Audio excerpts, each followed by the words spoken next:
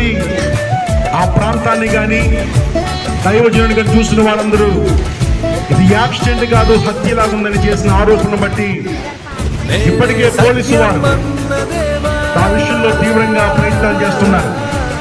అయితే ఈ విషయంలో ప్రభుత్వాలు పట్టించుకుని క్రైస్తవుల పక్షం నిలబడి క్రైస్తవులందరికీ న్యాయం చేయాలని క్రైస్తవ సామాజిక పరంగా ఉండ్రాజూరు మండలం తరపున అందరం కోరుకుంటున్నాం. చాలా మంది ఈ విషయాన్ని ఎలాగైనా అబద్ధం చేయాలని, ఇది ఒక యాక్సిడెంట్ గా ప్రూవ్ చేయాలని ఆయన క్యారెక్టర్ ని కూడా చంపేస్తున్నారు. మరి ప్రాముఖ్యంగా ఆయనకు త్రాగుబోతుగా చిత్రీకరిస్తున్నారు. ఇది హత్య, ఇది యాక్సిడెంట్ అని చేయాల్సిన పరిశీలన కాస్త ఆయన త్రాగాడా, ఆయన తాగలేదా అనే పరిశీలనకు వచ్చేశారు. నిజంగా ప్రపంచ వ్యాప్తమే గర్వించదగిన ఒక మంచి మనిషి లేదా బోధకుడు.